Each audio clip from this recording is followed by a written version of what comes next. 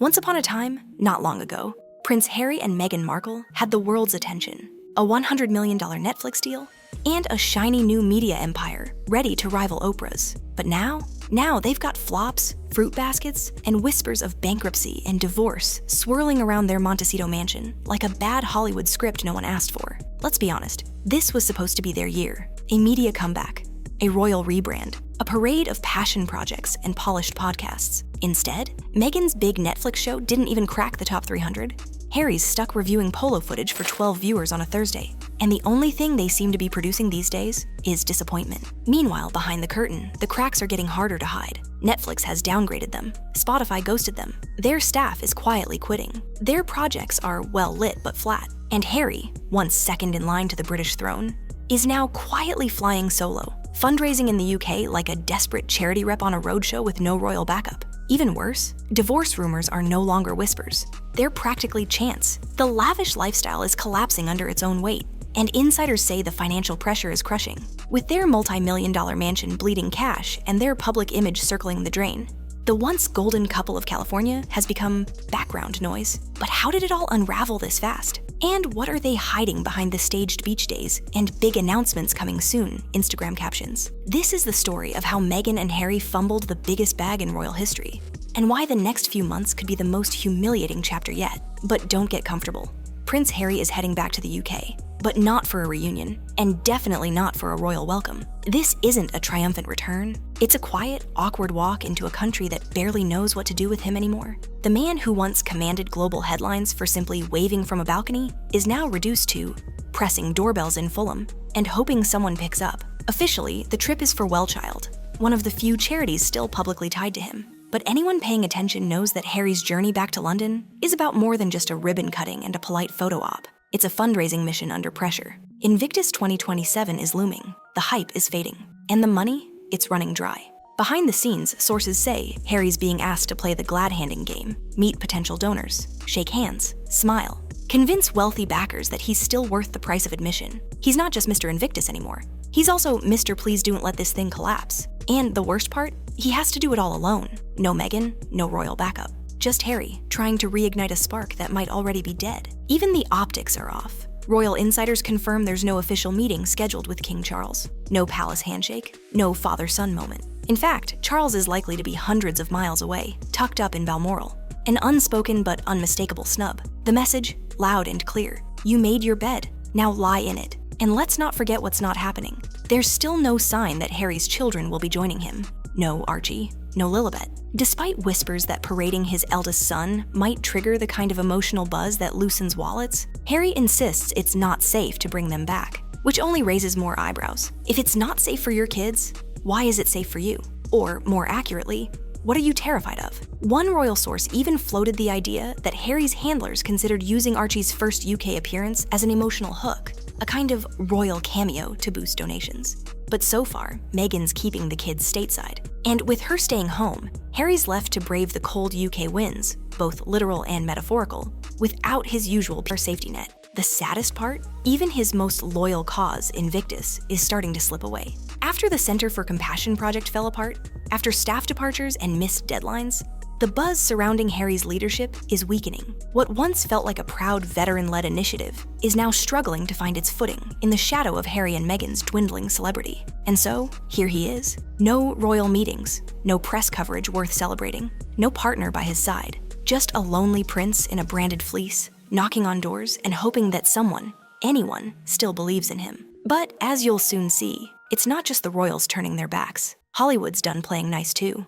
Once upon a time, Netflix rolled out the red carpet for Harry and Meghan, a multi-year, multi-million-dollar deal. Promises of groundbreaking documentaries, uplifting stories, children's programming, animated series, dramatic reenactments, and, of course, content that would inspire and inform. What did Netflix get instead? Fruit bowls, foot photos, and a failed cooking show knockoff. Let's get one thing straight. This wasn't just a bad pitch situation. This was a full-blown bait and switch. Netflix thought they were investing in star power, in royal scandal, in the cultural firestorm that followed Harry and Meghan after Megxit. What they got was, with Love, Meghan, a pastel-colored marketing vehicle for a lifestyle brand no one asked for. It didn't just underperform, it practically evaporated, not even cracking the top 300 most watched shows. That's not just embarrassing, that's catastrophic. To put it into perspective, with Love, Meghan ranked 383rd in viewership between January and June. That's not disappointing. That's, we accidentally aired this at 3 a.m. and no one noticed, bad.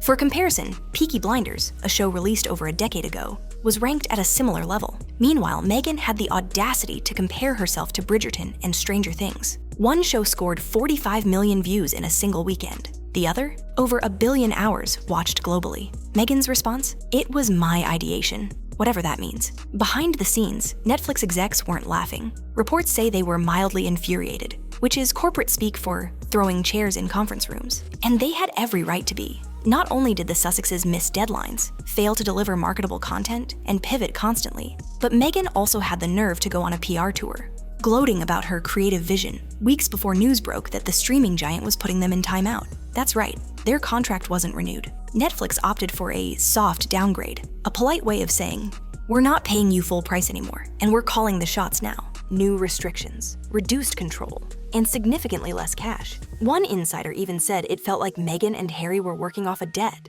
a punishment deal, not a partnership. And what's Netflix getting now? A recycled second season of With Love, Meghan, which, let's be honest, was filmed alongside the first one to save production costs. There's also a holiday special, whatever that means. And maybe, just maybe, a documentary about Uganda. But don't expect anything groundbreaking.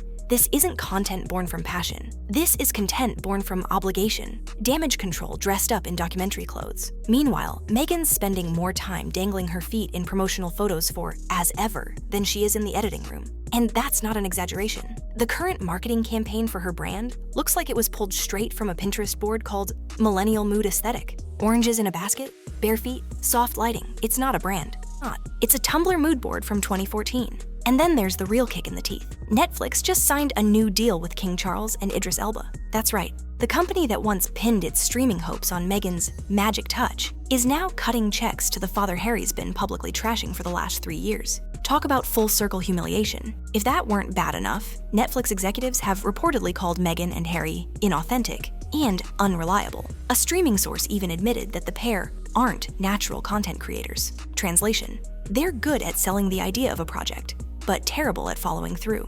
And let's not forget the original premise of the deal. Back in 2020, when the Sussexes first signed on, they promised to create content that shines a light on people and causes around the world, and gives hope. So far, we've gotten a heavily staged docuseries that aired their dirty royal laundry, a series of PR disasters disguised as content, and a cooking show that couldn't even bake up a half-decent audience. Where are the children's shows? The feature films? The documentaries about global causes? All we've seen is a chaotic timeline of announcements, retractions, delays, and half-baked ideas. Meghan launches American Riviera Orchard, then abandons it. She announces With Love, Meghan, delays it, then drops it without warning. She teases As Ever, then fumbles the branding. It's a carousel of creative chaos. And through it all, Harry has been mostly absent, except when it's time to claim he's so proud of what they're building. Proud of what, exactly? A brand built on missed opportunities, failed promises, and Netflix's patience slowly grinding to a halt. Netflix knows the truth now. The Sussexes aren't storytellers. They're salespeople. And when you can't deliver on what you've sold, the contract dries up, the phone stops ringing, and your empire, it collapses quietly while your podcast dreams sit rotting on a hard drive somewhere. But Hollywood's rejection was only half the story. If there's one thing Meghan Markle knows how to do, it's sell a dream. The only problem? None of it ever seems to exist outside her own head. When Meghan first announced she was entering the media world on her own terms, she painted a picture of ambition, purpose, and vision.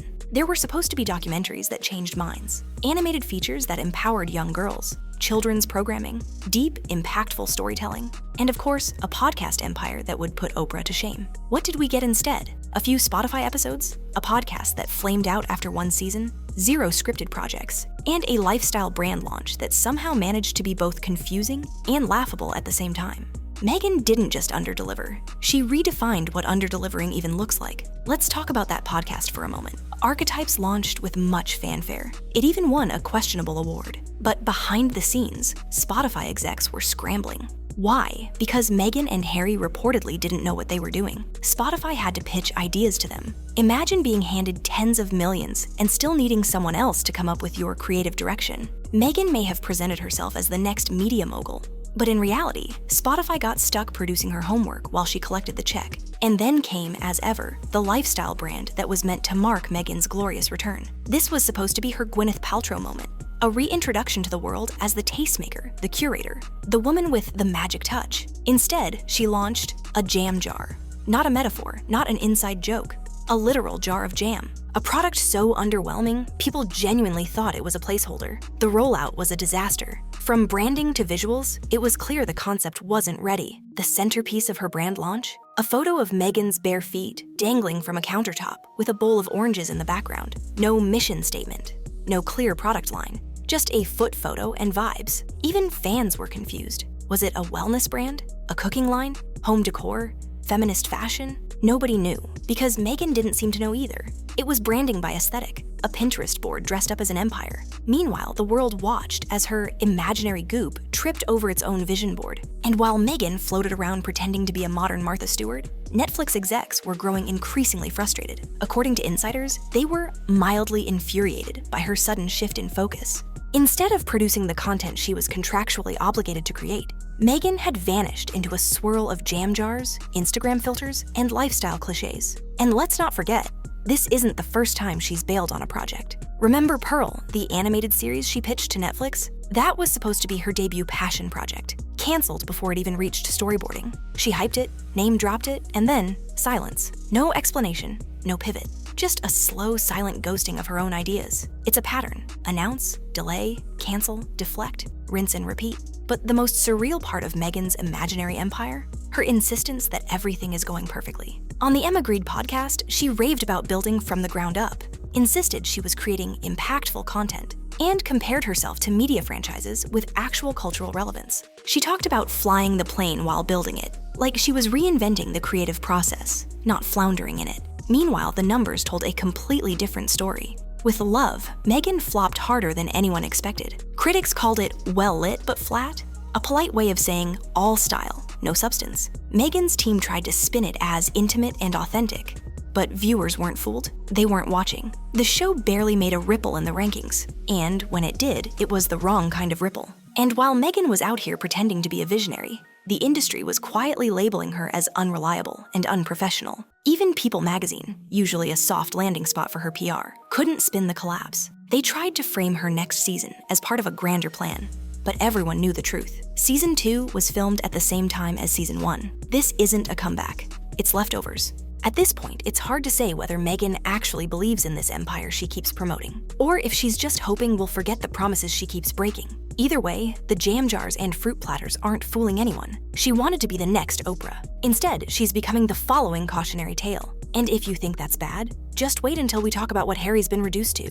By now, it's clear Meghan and Harry didn't just fumble the bag. They launched it off a cliff, lit it on fire mid-air, and watched it explode on impact. From podcast platforms to streaming giants, every company that took a gamble on the Sussexes seems to be walking away with the same regret. They overpromised, underdelivered, and made everyone look stupid in the process. Let's start with Spotify. Oh, Spotify. They were the first to get burned, and the first to speak up about it. Their deal was supposed to bring meaningful conversations and groundbreaking storytelling. What they got was a handful of episodes, a single season of archetypes, and Meghan monologuing about herself while pretending to lift up other women. Even the guest list couldn't save it. Meghan somehow made Mariah Carey boring. That's a skill. And when the plug was pulled, it wasn't quiet. Spotify insiders didn't just cancel the deal. They scorched the earth. Bill Simmons, a top Spotify exec, publicly slammed Harry and Meghan as fucking grifters. Not alleged grifters, not questionable content creators. Grifters. That's industry speak for, we gave you the mic and you tried to sell us air. Then came Live to Lead. Remember that one? No? That's because no one does. It was positioned as a Nelson Mandela-inspired docuseries, something that could have made a splash if it weren't so dull, disjointed, and clearly slapped together to meet a quota. Critics called it uninspired. Audiences ignored it. And Netflix probably regretted it the moment the viewing numbers rolled in. And don't even get us started on Heart of Invictus. Harry's vanity documentary about the Invictus Games had all the right ingredients: veterans, resilience, sports, redemption, but somehow managed to feel like a promotional pamphlet with a production budget. It wasn't compelling. It wasn't dramatic. It wasn't even memorable. Most people didn't even know it aired. That's how low the buzz was. But the ultimate humiliation? Polo. Harry's documentary project about his favorite sport, yes, polo, debuted with a deafening thud. It pulled in just over 500,000 views and landed in spot 3,436 on the global charts. For someone who once drew millions just by stepping out of a car, those numbers are practically microscopic. Meanwhile, Meghan kept promising more. More shows, more impact, more vision. She claimed to have dozens of projects in the pipeline. Docuseries, feature films, kids' content, scripted dramas. Remember the animated series Pearl about a girl inspired by powerful women in history? Yeah, canceled, quietly, before it ever got off the ground. And let's not forget, as ever, her latest foray into lifestyle branding that tried to repackage jam jars and bare feet as a revolution. Every announcement felt like a trailer for something that never arrived. Every coming soon became never mind. It was like watching a magician who keeps forgetting to finish the trick. Netflix caught on, fast. That's why their new deal isn't really a deal, it's a leash. Netflix now gets the first right of refusal on all Sussex-related content. Translation, you can pitch, but we'll decide if it's even worth airing. Oh, and don't expect the same kind of checks either. Sources confirm the money is way less. It's no longer an investment, it's a cleanup, a contractual mop-up of what's left. But while Meghan spins all this as part of a slow build, it's clear the industry has made its judgment. A streaming source put it bluntly, they're trying to be what they think the public wants, rather than being authentic. And that's the death sentence in Hollywood. Once the machine sees you as fake, it doesn't matter how many barefoot product shots you post, you're out. And here's where it gets worse. In the middle of all this chaos, Netflix signs a new deal with King Charles. That's right. The same platform that made Harry and Meghan its headline act has now partnered with the very man they built their entire sob story around. If that's not poetic justice, what is? All of this paints a brutal picture, not just of professional failure, but of reputational decay. The Sussexes didn't just lose projects, they lost credibility. They went from global disruptors to global disappointments, from darlings of the media to media afterthoughts. And the real kicker? They still try to pretend like it's working, like the numbers weren't embarrassing, like the projects weren't flops, like the deals weren't restructured because everyone got tired of waiting. It's a level of delusion that would be funny, if it weren't so tragic. But while Meghan clings to the fantasy, Harry might already be planning his exit. For someone who claimed to be done with the royals, Prince Harry sure seems to be circling the palace gates again. Quietly, strategically, and maybe even desperately. The same man who declared independence with a Netflix camera crew in tow is now reportedly sending his top aides to London for private discussions. But here's the question. Is this reconciliation or a royal rescue mission? Let's rewind to July 9th, 2025. While Meghan was off rebranding herself as a barefoot fruit goddess, Harry's team, specifically Meredith Maines, his chief communications officer, and Liam Maguire, his UK publicist, were spotted meeting with King Charles's top communications secretary, Tobin Andre. The location? The Royal Overseas League is a discreet private members club just steps away from Clarence House. Translation, this wasn't a coffee catch-up. This was deliberate, calculated, and potentially historic. Of course, palace insiders tried to downplay it immediately. Just a professional exchange, they claimed. Nothing significant. But if this was truly minor, why is it the first time Harry's people have ever sat down face-to-face with the King's comms team since Megxit? Why now? And why so quietly? Because behind the denial, there's a very real possibility. Harry is trying to negotiate a path back into the royal fold. Not for Meghan, not for the kids, but for himself. The signs are there. His public appearances are increasingly solo. His statements about the royals have grown less hostile. He's no longer slamming the monarchy in interviews. In fact, he's barely speaking at all. And while Meghan's PR machine keeps spinning tales of jam jars and girl boss rebirth, Harry's focus has shifted. He's taking surf lessons in California, making quiet trips to Africa, and, most notably, reaching out behind the scenes to the only institution that ever gave him real structure. And then came the trip to Botswana. According to reports, shortly after the secret London meeting, Harry vanished for a week-long trip to southern Africa. He started in Angola, highlighting mine clearance efforts with the Halo Trust, a cause close to Princess Diana's heart, then made an unannounced stop in Botswana. No Meghan, no kids, just Harry and Mom. That's right, Harry reportedly visited Tanya T.J. Jenkins, a filmmaker he considers a mother figure, the same woman he's mentioned in Spare, the same woman who helped shape his worldview during his younger years with Chelsea Davy. To call this a reset trip would be an understatement. According to the Daily Mail, Harry even went off-grid for 3 days. No contact, no press, no PR, just silence. So why is all this so significant? Because it mirrors the behavior of someone trying to emotionally recalibrate, someone who knows their current path isn't working, someone who's looking back, not forward. Harry didn't bring his children. He didn't get his wife, and he certainly didn't get a camera crew. For once, this wasn't content. This was personal. Meanwhile, back in London, Charles remained conspicuously unavailable. Rumors swirled about whether father and son would meet, but insiders suggest the king was too busy or still in Balmoral. In royal terms, that's a no. The door isn't fully closed, but it's far from open. And yet, Harry persists, because here's the truth. Whether he admits it or not, he needs the royal connection. The Sussex brand was built on it. Without that link, without that title, without that intrigue, the empire collapses under its own weight. Netflix isn't interested in Harry the wellness surfer.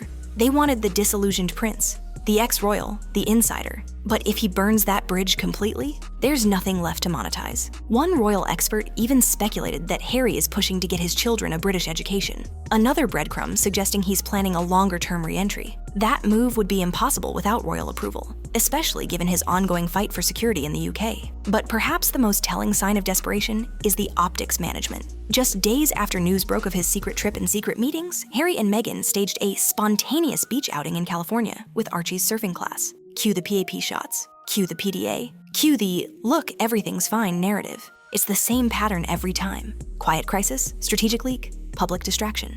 But this time, the cracks are harder to cover. Meghan's been unusually quiet. Harry's been extraordinarily distant. And the palace? They're watching from a distance, playing the long game, waiting to see whether the prodigal prince is really ready to come home, or just running out of options. But speaking of cracks, it started as background noise. Tabloid headlines, anonymous quotes, blind items with winks and nudges. But now, it's a steady hum echoing through both Hollywood and royal circles. Are Harry and Meghan heading for divorce? And the most uncomfortable part? The silence from the couple is starting to speak louder than any denial. For years, the public narrative was united, a team, a defiant us-against-the-world love story. But over time, the cracks started showing. And they weren't subtle. Meghan's projects stopped, including Harry. Her podcast? Just her. Her Netflix show? Just her. Her brand, as ever. Her face, her feet, her jam. His name is nowhere in sight. Slowly but surely, the Duke was being written out of the Duchess's empire. Behind the scenes, sources say it's been worse than anyone imagined. One insider told Radar Online that the couple has danced on the line of divorce more than once, even preparing a potential separation announcement that was later shelved. And while their PR teams keep pasting on a unified front, the reality is complex to ignore. Meghan is building something for herself. Harry? He's just there. Look at their recent optics. Meghan was almost entirely absent from Harry's UK trip planning. She's kept her distance from Invictus, aside from the photo ops where she upstaged him at veteran events with designer dresses and over-the-top PDA. She didn't accompany him to Botswana, didn't release any public statements of support, and has kept her recent activity centered around herself, her birthday, her brand, her vision. Harry's barely a footnote. And that's not just a coincidence. It's my marketing strategy. Meghan's magic touch narrative is built around the idea that she's a self-made icon, independent, creative, empowered. Adding Harry to that narrative weakens the illusion. So instead, he's disappeared from her projects, her press, and even her branding, while she positions herself as a one-woman empire builder. Meanwhile, Harry's own behavior has shifted. Remember when he used to say he couldn't be away from his kids for more than a day? Now he's traveling solo, going off-grid in Africa for nearly a week, and staying oddly quiet during Meghan's brand launches. According to Hello Magazine, he spent quality time with his second mother in Botswana while Meghan stayed behind. That's not just a trip, it's a reset. Even the financials are driving tension. With their Netflix deal drastically reduced and their Spotify deal gone entirely, pressure is mounting. Their Montecito mansion costs millions to maintain. Their staff, security, and lifestyle are bleeding money. And without a reliable income, something's gotta give. Insiders say bankruptcy is a very real risk. And that kind of stress tears at even the strongest marriages. One anonymous source put it bluntly: they are each other's only asset right now, but they don't seem to like each other much anymore. Ouch. And then come the blind items. Rumors that Meghan has been seen a little too cozy with someone who isn't Harry. There's no hard proof, but it doesn't take much for gossip to spread when there's already smoke. Her sudden radio silence in July raised eyebrows, especially after months of constant PR. Why did she suddenly go quiet? Damage control? Cooling tensions? Or maybe something more personal? The couple's public reappearance at the beach with Archie didn't help either. Sure, it looked like a happy family outing, until you looked closer. Archie was playing alone. The surf group in the background looked staged, and the entire moment reeked of "look, we're fine" energy. But seasoned observers weren't buying it. Because here's the thing, Meghan and Harry were built on chemistry. From their engagement interview to their Oprah sit-down, their bond was their brand. And now, that chemistry's flatlined. Meghan smiles for the camera. Harry stands behind her. The love story has become a marketing strategy, and it shows. And let's not forget Meghan's recent self-love birthday post, celebrating the woman behind it all. Read her caption on the As Ever account, a tribute to herself from herself. The post praised her magic touch and vision without a single mention of Harry, the kids, or the family she once said was her everything. It was polished, curated, and chillingly impersonal. So, are they getting a divorce? Not yet, but all signs point to emotional separation, strategic distancing, and a possible split waiting for the right timing. Meghan has her brand. Harry has his causes, and right now they're barely overlapping. But if you think the personal strain is nasty, just wait until you see what their bank accounts are going through. You can spin a flop, you can rebrand after a scandal, but you can't fake financials, not for long. And behind the curated Instagram posts and pap strolls with papaya-colored smoothies, Meghan and Harry may be staring down a terrifying reality: bankruptcy. The kind that doesn't just ruin reputations, it dismantles entire identities. Let's start with the numbers. The Sussex's Montecito mansion, a sprawling 16-bathroom, 9-bedroom estate with manicured lawns, a guest house, a library, a wine cellar, and a chicken coop that Meghan once used as a symbol of her simple life, carries an estimated annual mortgage of over $400,000. Add in $230,000 a year for staff, $4 million annually for security, because Harry refuses to travel without it, and more than $1 million in ongoing brand and PR maintenance, and you're looking at an overhead that would make even A-list celebrities sweat. Now strip away the income. Spotify? Dead? Netflix? Downgraded, delayed, and desperately disappointed. Archie? Bleeding staff and losing relevance. Meghan's lifestyle brand as ever? More buzzwords than buyers. Harry's Polo doc and Invictus content? Viewed by tens of people. Not tens of millions, tens. Their entire empire has shifted from what's next to what's left. And what's left is not much. Their Netflix deal was never as massive as the headlines made it seem. The reported $100 million figure was a budget cap, not a guaranteed payout. And now, with reduced control and performance-based restrictions, that figure is shrinking faster than their approval ratings. Meanwhile, Meghan's Jam and Ambiance brand hasn't produced any real products beyond Instagram aesthetics, and Archetypes has been reduced to podcast roadkill, remembered only for its cringe, not its content. But it's not just about cash flow, it's about image control. Meghan and Harry have to appear successful. It's central to their brand. And if they're not thriving, their entire message crumbles. That's why their PR strategy has become so erratic. Meghan's barefoot photo shoots, Harry's awkward beach outings, the magic touch birthday messages, the staged family moments that look more like hostage videos than happy reunions. It's desperation, dressed up in sepia filters. And now, according to multiple insiders, the walls are closing in. One source told Radar Online that without the Netflix deal, and without massively curbing their spending, the Sussexes could very realistically be headed for bankruptcy. Another insider put it more bluntly: they're hemorrhaging money. And there's no new income to stop the bleeding. Worse still, they can't downsize. Their brand depends on the illusion of success. Selling the mansion, admitting defeat, cutting staff, a PR disaster, scaling back security, a risk Harry won't take. They've built a lifestyle that only works if the checks keep coming in, and they've run out of checks. And let's talk about Meghan's response to all this. Instead of confronting the money crisis head-on, she's doubled down on distraction. Birthday tributes to herself, celebrating the woman behind it all, vague promises of projects in development, and even rumors of expanding as ever into, what, home decor, self-help, table linens? She's throwing jam at the wall and praying something sticks. But in the real world, where rent is due and mortgages don't wait for product launches, hope doesn't pay bills. Harry, for his part, seems increasingly unmoored, taking solo trips, distancing himself from projects, and quietly reaching out to royal advisors in the UK. His recent silence, his physical distance from Meghan, and his back-channel efforts to reconnect with the royal family all point to a man trying to find stability, or at least a safety net. Because when this empire collapses, and it's looking more like a when than an if, he knows precisely where Meghan won't be, holding the parachute. The harsh truth? The Sussexes built a luxury lifestyle on the foundation of a media fairy tale. But fairy tales don't generate recurring revenue. And now the clock is ticking on their $29 million time bomb. And while the money may be vanishing, there's still one last card to play, a royal card. When all else fails, when the deals dry up, the public tunes out, and the royal bridges are smoldering, there's always one last card to play. And for Harry and Meghan, that card has a name: Archie. Up until now, Prince Archie has been mainly kept out of the spotlight. Carefully blurred, gently obscured, barely photographed. A deliberate move, we were told, to protect his privacy. And maybe, at one point, that was true. But now, insiders say there's a very different conversation happening behind closed doors. one that turns their oldest child from a symbol of innocence into a potential PR savior. Let's be brutally honest, Meghan and Harry are running out of options. Financially, reputationally, narratively. They've exhausted every angle. The Spotify saga is over. Netflix is on life support. Public sympathy has waned. Meghan's personal brand is more about foot photos than female empowerment. And Harry, he's floundering in surf lessons and courtrooms. So what's left? Emotion, legacy, nostalgia? The very thing that first made them so captivating. And Archie, the firstborn of the most controversial royal couple of the modern era, is the embodiment of all three. His very existence was once headline gold. His potential appearance now could be spun as a healing moment, a fresh start, or, let's be real, a desperate play for attention. Already, the whispers have started. According to one royal insider, there were early discussions about whether Archie should accompany Harry on his next UK trip for the Invictus Games fundraising tour. Why? Not because the event is child-friendly, not because Archie is dying to see London, but because his presence might soften donors and loosen wallets. The exact words. Another insider reportedly floated the idea that introducing Archie to the public in a controlled, compassionate way could reset the couple's image. Think about it.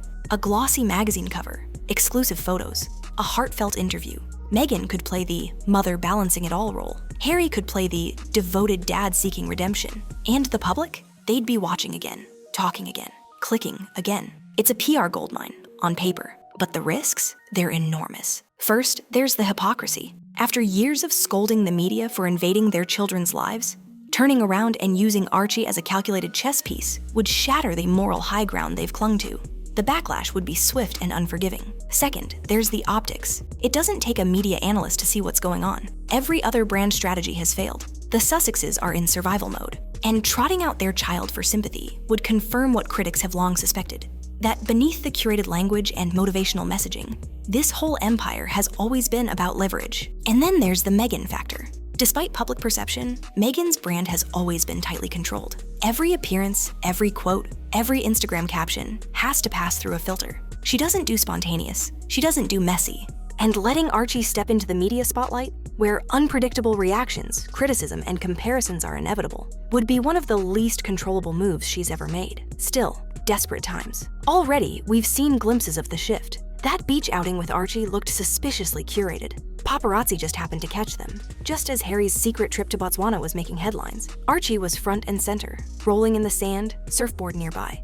The quintessential California kid. The photos screamed casual family fun, but the timing screamed damage control. Even more telling, Meghan stayed in the background. Let Harry take the lead. Let the narrative feel fatherly, redemptive, safe. It wasn't just a cute day out. It was a test balloon, a soft launch of Archie as a possible piece in their next phase of reinvention, and it worked. For a moment, the headlines shifted, the criticism paused. But make no mistake, if this strategy goes any further, it won't stay subtle. The question now isn't if they'll use Archie, it's how far they're willing to go. A children's book? A branded podcast for modern parenting? An exclusive family sit-down with Oprah 2.0? The possibilities are endless and dangerous, because once you open that door, once your child becomes part of your brand, there's no closing it. And the public won't forget. It's a high-stakes move, one that could buy them time, or destroy what's left of their credibility. Meghan and Harry didn't just walk away from the royal family, they walked into a spotlight of their own making.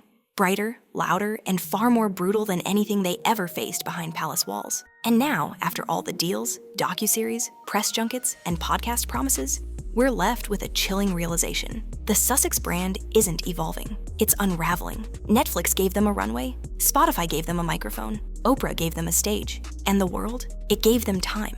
Time to prove they were more than headlines, that they had stories worth telling, causes worth fighting for, vision worth funding. But here we are, 5 years later, with fruit bowls, ghost-written Instagram captions, and a podcast graveyard. Instead of building something lasting, they built a carousel of contradictions. Privacy demands are followed by public oversharing, empowerment mantras undermined by petty digs, grand ambitions cut short by missed deadlines, canceled projects, and media meltdowns. And through it all, the same tired excuses. It's coming soon. We're building the plane while flying it. We're just getting started. No, you had the plane. You had the fuel. You had the entire runway, and you crashed it anyway. But the scariest part isn't the collapse of the media empire. It's what comes next. Because this isn't just a story of flops, it's a story of fallout. Contracts ending, money is drying up, trust eroding. Public patience is vanishing. Even the media, once infatuated, is losing interest. They've gone from headline gold to background noise, from disruptors to punchlines. The royal family won't take them back, not officially. Hollywood doesn't want to gamble on them again. And without a platform, without a paycheck, and without public goodwill, what's left? Each other? Maybe. But even that's on shaky ground. The whispers of divorce aren't just speculative anymore. They're fueled by distance, silence, and cold, strategic optics. Harry's off the grid. Meghan's posting tributes to herself. And Archie? Suddenly visible, as if someone's already trying to reset the narrative using the last card they have. They wanted independence, but they built a machine that requires attention to survive. And now that the world has started looking away, the cracks are impossible to ignore. No more palace to blame. No more royal drama to milk. No more big-budget media deals to hide behind. The show is ending, the curtain's falling. But the fallout? That's just beginning. So buckle up, because when the cameras stop rolling, that's when the real story begins.